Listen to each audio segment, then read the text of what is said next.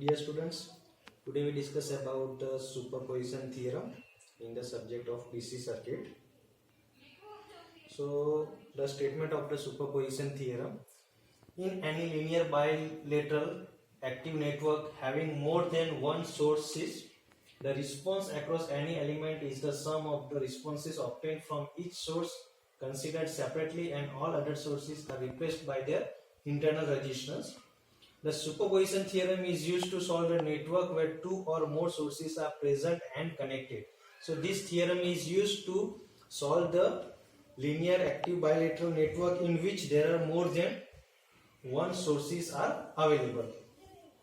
Okay, in other words, we can also say that it can be stated as if a number of voltage or current sources are acting in a linear network, the resulting current in any branch is the algebraic sum of the currents that would be produced in it when each source acts alone, while all the other independent sources are replaced by their internal resistances. It is only applicable to the circuit which is valid for the Ohm's law, or we can say that it is applicable only for the linear circuit. So if we going to understood this statement, so this superposition theorem is applicable only for linear active bilateral network in which more than one sources are there. So if we want to find the resultant current, then first of all we have to act only one source, and the second source we have to replace by their internal resistances.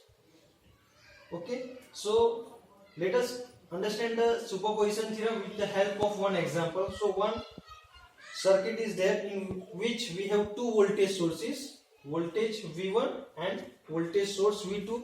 We have three resistances R1, R2 and R3. Okay, so in this circuit we have two voltage sources. Now to explain or to understand the superposition theorem, we have to replace any one source. Okay, so here we are acting only one source, that is V1 voltage source, and the V2 voltage source is replaced by the internal resistance, or we can say that it is short circuited. Okay, so in this circuit only V1 is applied and V2 is replaced by the short circuit. So at that time what happens, there are three resistances R1, R2 and R3.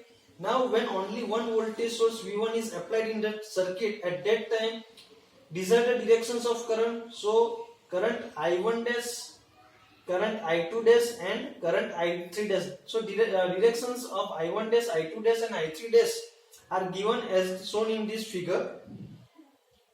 So if we want to calculate the I1 dash, I2 dash and I3 dash current, then what happens? If we simplify this circuit, then here the voltage is applied, so current is flowing in this direction.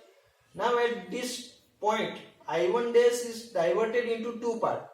One is flowing through the R2 and another is flowing through this R3 resistance. So this I1 dash is divided into two parts, I2 dash and I3 dash. Okay, now we want to calculate this I1 dash, I2 dash and I3 dash. Okay, so how can we calculate? If we see this circuit from this side, okay, so at that time what happens, R2 and R3 resistance are connected in parallel or becomes parallel. This R2 and R3 dash are connected in parallel, and this parallel combination is connected in series with this R1 resistance. Okay, so if we want to calculate this I1 resistance, so according to Ohm's law, current I is equal to V by R. So voltage source is V1 and we want to find the equivalent resistance of this circuit. Okay, so the equivalent resistance of this circuit is these two are connected in parallel, so the equivalent of these two is the R2 R3 divided by R2 plus R3, and this parallel combination is connected in series with this R1 resistance. So the whole equivalent resistance of this circuit becomes R2 R3 divided by R2 plus R3 plus R1. Okay, so the I1 dash current which is flowing through this R1 resistance, or we can say that the total current, that is calculated by this formula.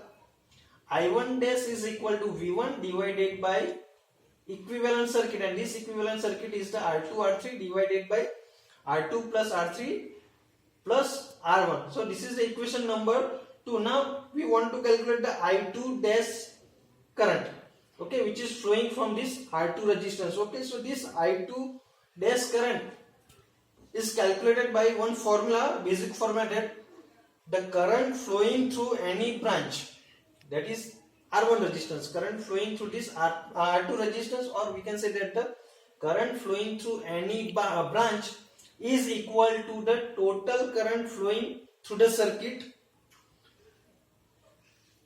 So here what happens, I2 dash is the current, I1 dash is the total current flowing through this circuit into opposite branch resistance. Now here R3 is the opposite branch resistance, so what happens, for this parallel combination, opposite branch resistance is the R3 divided by sum of these two resistance, that is R2 plus R3. So the equation becomes I2 dash is equal to total current, that is I1 dash, multiplied by opposite branch resistance, that is R3, divided by sum of resistance, that is R2 plus R3. So this becomes I2 dash. So using this formula we can calculate the I2 dash. Okay, now from this circuit if we want to calculate this I3 dash, so how can we calculate? This is the total current I1 dash. Now this I1 dash is flowing in two part, or it is divided into two part, I2 dash as well as I3 dash. So we can write that I1 dash is equal to I2 dash plus I3 dash. Okay, so I1 dash is equal to I2 dash plus I3 dash. So how can we calculate the I3 dash? So I3 dash is equal to I1 dash minus I2 dash. So these are the current I1 dash, I2 dash and I3 dash flowing through the circuit, or flowing through the R1, R2 and R3 resistances when only V1 voltage source is applied and V2 voltage source is replaced by the short circuit. Now next what we have to do, we are going to apply this V2 voltage source and we are replace this V1 voltage source by the short circuit. Okay, so now we have to see the circuit from this side. Okay, so at that time I2 double dash is the total current flowing through the circuit. Now at this point this I2 double dash current is divided into two parts, I1 double dash which is flowing through the R1 resistance and I3 double dash which is flowing through this R3 resistance. So now for this circuit we have to calculate I2 double dash, I3 double dash and I1 double dash. Okay, now how can we calculate this? Okay, now look at this circuit from this side. So this I2 double dash becomes the total current. Okay, so now for this circuit we have to calculate the equivalent resistance. Okay, now if we see the circuit from this side, at that time what happens, this R1 and R3, these two resistances are connected in parallel. So this is the parallel combination, and this parallel combination resistance is connected in series with this R2 resistance. Okay, so for this parallel resistance the equivalent resistance is R1 R3 divided by R1 plus R3 plus R2. Okay, so how the formula? This is the equivalent resistance, R1 R3 divided by R1 plus R3, and this R2 is connected in series with this parallel combination, so it becomes plus R2. So this is the equivalent resistance, that is R1 R3 divided by R1 plus R3 plus R2. So I2 double dash current is equal to voltage divided by equivalent resistance. So it becomes I2 double dash is equal to V2 divided by this equivalent resistance. Now we want to calculate the I1 double dash resistance. Okay, so I1 double dash, so basic formula is the current flowing through any branch is equal to the total current multiplied by the opposite branch resistance divided by the sum of resistances. Okay, so here I2 dash is the total, I2 double dash is the total current. Okay, and for this R3 is the opposite branch resistance. So if we calculate the I1 double dash, so how can we calculate I1 double dash is equal to total current, that is I2 double dash multiplied by opposite branch resistance, that is R3, divided by whole resistances, that is R1 plus R3. So it becomes I2 double dash and I1 double dash. Now if we see this circuit, now we want to calculate this I3 double dash. So what happens? I2 double dash is the total current. Now this I2 double dash is divided into two parts. Some current is the I1 double dash and some current is the I3 double dash. Okay, so we can write that I2 double dash is equal to I1 double dash plus I3 double dash. Okay, so what happens? I3 double dash is equal to I2 double dash minus I1 double dash. So I3 double dash is equal to I2 double dash minus I1 double dash. Okay, so what happens? The basic circuit. Okay, this is the basic circuit when two voltage sources are applied. Now this is the circuit in which only V1 voltage source is applied, V2 voltage source is replaced by short circuit. This is the circuit in which we are applying only V2 voltage source and V1 voltage source is replaced by the short circuit. Okay, so here is the I1 current, I2 current and I3 current. So if we want to calculate the I1, I2 and I3 current, then we have to combine these two circuits current. Okay, so this I1 current is flowing in this direction. In this circuit, I1 dash current is also flowing in the same direction, but I1 double dash current is flowing in the opposite direction. So we can write that I1 is equal to I1 dash minus I1 double dash. That means the algebraic sum of I1 dash and I1 double dash is equal to the resultant current I1. So this is the formula. I1 is equal to I1 dash minus I1 double dash. This is the algebraic sum of currents. Not only the arithmetic sum, it is the algebraic sum of current. Likewise, same here I2 current is flowing in this direction. Okay, here I2 dash is flowing in opposite direction and I2 double dash is flowing in the same direction. So these two currents are flowing in the same direction and this current is flowing in the opposite direction. So what is the formula for I2? So I2 is equal to I2 double dash minus I2 dash. Current is flowing in this direction, so I2 is equal to I2 double dash minus I2 dash. Okay, so this is the second current, that is I2. Now I3 current. I3 current is flowing in the downward direction here. It is also flowing in the downward direction. Here it is also flowing in the downward direction. So in all these three circuits, I3 dash, I3 double dash and I3 currents are flowing in the same direction. So it is the arithmetic sum. So we can say that I3 is equal to I3 dash plus I3 double dash. So this is the formula of current. Okay, so if we write the steps for solving this network theorem or network by superposition theorem. So here we are considering one circuit. E1 and E2 is the two voltage sources. R1, R2 and R3 are the resistances. I1, I2 and I3 are the current flowing and the direction is shown as shown in the figure. Okay, to solve this network by the superposition theorem, the first step is take only one independent source of voltage or current and deactivate the other sources. That means we have to take only one voltage or current source in the circuit and the second source we have to deactivate. So in this circuit what happens? There is only one source is activated and the other source is deactivated. Step 2. In the circuit diagram shown above, consider the source E1 and replace the other source E2 by its internal resistance. If internal resistance is given, then replaced by internal resistance or directly short circuit. If its internal resistance is not given, it is taken as 0. So here we are taking internal resistance as 0. So it is directly short circuited. Okay, step 3. If there is a voltage source, then short circuit it, and if there is a current source, then just open circuit. So in this circuit what happens?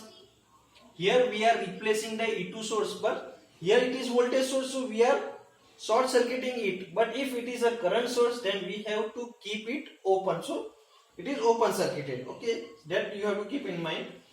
Step 4.